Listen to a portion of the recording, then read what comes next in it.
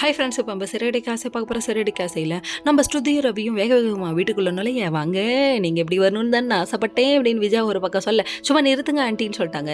அதாவது என்ன சொல்கிறாங்கன்னு பார்க்குறீங்களா? அதாவது நேற்று ஒரு காலே ரவி பேரில் ஒரு பூக்கடை வச்சிருக்கான்னு சொன்னேன்னே, என்னது அவள் பரோட்டா தானே விற்பா, இப்போ பூக்கடை வச்சிருக்கா அப்படின்னு சொல்லிட்டு உங்களோட ரியாக்ஷன் வேறு மாதிரி இருக்குது. எல்லாம் யாருக்கு கொடுத்த இடம், நீ இவன் கொடுத்த இடம் தான் சொல்லிட்டு அங்கேயே சண்டை போட்டுக்கிறாங்க. ஆக மொத்தத்தில் மகனும் மருமகளும் இங்கே வந்து சண்டை போட்டுட்டு இருக்காங்க. இதை பார்த்தோன்னே ஆனந்தப்படுது. என்ன பண்ணுறது, முத்துவும் மீனாவும் சண்டை போட்டுக்கிட்டா அவங்க பேரானந்தப்படுவாங்க. ஆனால் இவங்க 2 பேரும் அடிச்சுக்கிறதுனால கொஞ்சம் சோகமாக தான் இருக்காங்க.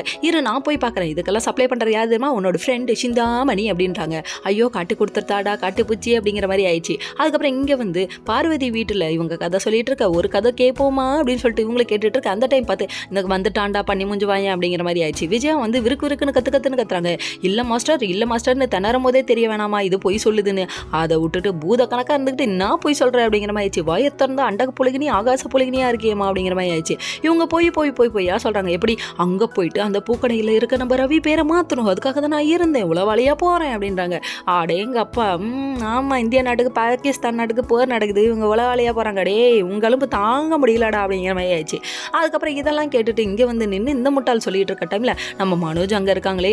மனோஜ் ஒரு பக்கம் ரோஹிணி கிட்ட வசமாக மாடிக்கிட்டு முழிக்கிறாரு. ஏன்னா கடையில் வந்து ஒரு அலப்பறை பண்ணு, அதாவது கடையில் ஓடுற பிஸ்னஸே கெடுத்து விட்டுருச்சு அந்த லேடி. இந்த சோகத்தோட வீட்டில் வந்து இதை சொல்லிட்டு இருக்காங்க. Okay friends.